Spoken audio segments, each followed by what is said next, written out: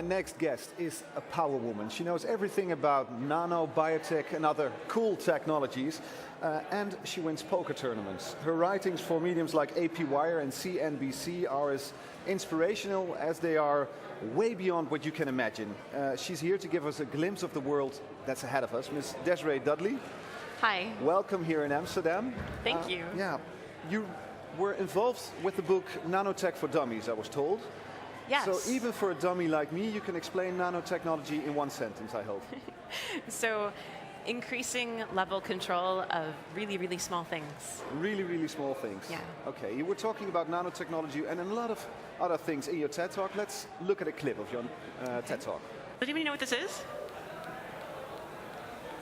Oh, there's a few. There's a few. This is sexy, right? So it's actually a human trachea. So that's a windpipe. This is an artificial human windpipe. We have made these as well. As of this year, a completely artificial windpipe has been inserted into a human being, and he's using it successfully to breathe through for air, because air is life for us. We're working on cardio cells, growing livers. They're a few years down the pike, but these things are actually going to happen. Okay, Ms. Dudley, next to you is Mr. Igor Beuker. He's a Dutch trend watcher. He is Dutch, but we'll try to do our best to speak in broken English, or Bringlish, right? Yes, we will. What did you think of the TED Talk? Yeah, it was very touching, because I think that Desiree showed us that what used to be science fiction is now reality, and that's pretty inspiring. Yeah. Especially the Paralympics example is something that we've come a long way. The Paralympics example? Yeah, she's talked about when I was 5 years old, I watched the famous TV series $6 Million Man, Steve Austin being rebuilt as it was 30 years ago. Now we have people in the Paralympics that can almost outrun Usain Bolt, which is fantastic if you look at it. Yeah. Fantastic. You are able, Ms. Dudley, to look into the future, at least in my eyes. You are somebody who knows that nanotechnology may be able to create a lot of new material and devices, applications, medicine, electronics, biomaterials, everything.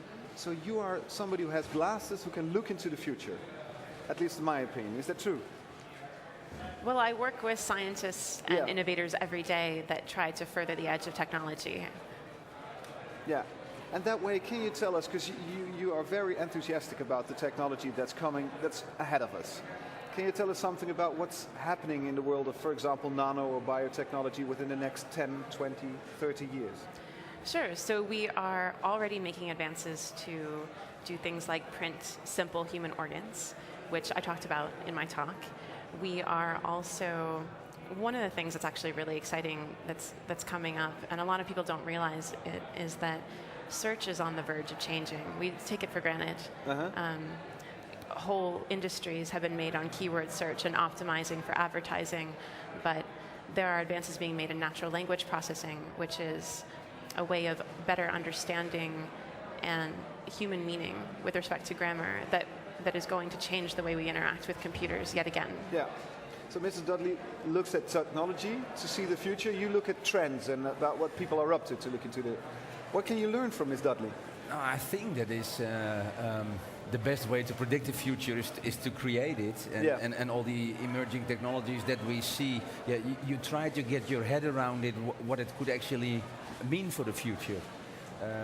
And what I like about a lot of movies is that they use futurists to write science fiction movies, and these guys are mostly pretty right in 10, 20, 30 years. So that's a good way to see what technology will be driving a lot of trends coming. Yeah.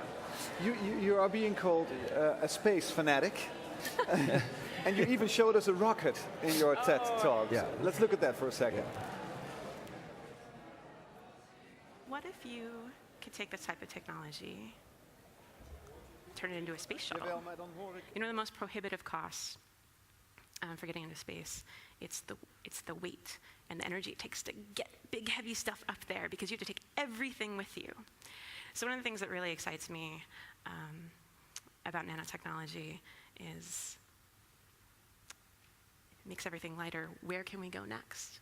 What will our new horizons be? So what we will see in the future, because I know that the Jetsons, the series from a long time ago in which family cars went into space, is that something that's ahead of us? I think it's entirely possible. Actually, robotic cars are coming.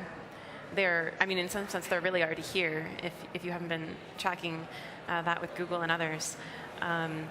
One of the interesting things about science fiction is that science fiction is written by visionaries, and they can see that these things are coming down the track, but they don't necessarily know exactly the form that it will take. So there are certain things in the Jetsons that may not end up exactly the way we thought. We may not be using cars in highways in the same way, but I do think that with the energy around things like SpaceX and NASA's Curiosity rover, people are starting to get more inspired about going out and exploring into the universe again, because we have a new frontier to create in. Yeah. And that includes governments and organizations as well. I mean, once we have, a new space to start to create, we're not landlocked with pre-existing countries. We can also start to explore new ways of communicating and creating legal systems that could work for us in better ways. Yeah. And Igor, you were listening to the talk. Was there something you didn't agree with while she was on stage? No. No, not disagree. No. I try always to see what for example, the speedboat example and the carbon fiber and what we can learn from NASA or space. Yeah, the speedboat example was the really fast boat. Wow. Yeah, very very light. Yeah.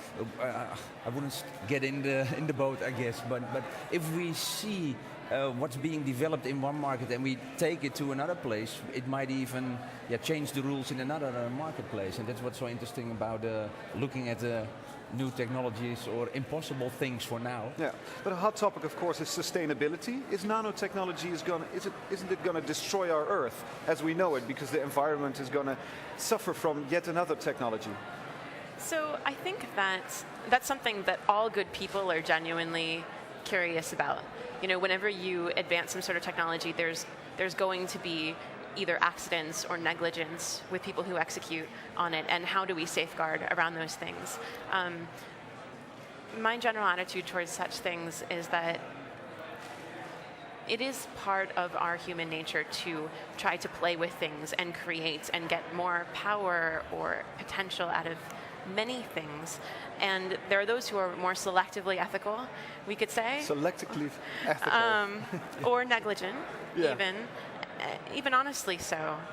But if those are the people that are pushing the technology, while the good people stand aside, while they have their ethical concerns, that means that they're not going to be the ones on the edge of the technology making sure that they create and sustain the safeguards for the rest of us. Okay. So I would say that we need to get the good people out there on the edge working on the technologies, not pull away from it because we're afraid. Okay, let's look into the future once more. Of everything you see in all these technological areas you are involved in or you study, what's the one thing you're really enthusiastic about? What's the one thing you're really passionate about? So one of the great things about my work is that I don't have to choose. You don't have to choose. So I've been working with this nonprofit for the past couple of years, the Foresight Institute, and they advance beneficial nanotechnology, but also they're very cross-disciplinary. And I think the greatest advances are made when you've got a physicist and a chemist and a biologist and an engineer all in a room together, and they might have different perspectives on how things work and inspire other people and bounce ideas off of each other. And my favorite part of my work, whether that's either in the nonprofit or the for-profit capacity, is trying to selectively facilitate those connections between businessmen or scientists and watching the synergies happen.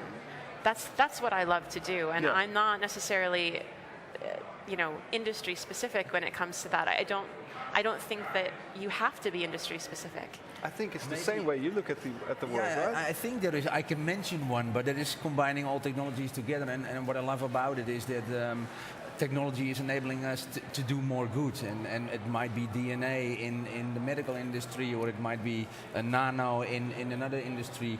The environment. We can do a lot of good with technology, and we might mash up a lot more technologies in the future, I guess. Yeah. Okay. You won a Mensa No Limits Hold'em poker tournament. I've been told. Yeah. Poker. I did. Is poker did even once. a greater passion than nanotechnology? An I would honest say answer, no. please. I would say no, but I do love poker almost in spite of myself. Yeah? Some friends of mine picked it up when it got popular, and I refused to play it for a while because I thought it was this big fad. But it was, my boyfriend at the time had a poker game in his house every week, and I couldn't help but get attracted to the combination of math and psychology at a live poker table. I did place in Are a you couple. good at it? She's shy. Yeah? Yeah, she's very good at it. Yeah. You lost from her. No, we didn't play Not it. yet. I would like to. Well, I've after this actually, I talk, still I haven't mean, played that much. There's I'm hugely different from a professional. Professionals know all these statistical rules, Yeah. et cetera, et cetera. I've only played a few times. I did place twice in smaller tourneys, but I actually pulled away from it as a professional choice because I realized that poker is a zero-sum game. Yeah. You're taking money away from people who make more mistakes than you. Yeah. But the work that I do now, I get to help others create value. So that's a And- more positive way of living. And poker's still fun. Yeah. But It's fun, yeah. But we're happy that you're involved with technology and everything you're doing. Thank you so Thank much you. for being here today. Thank you.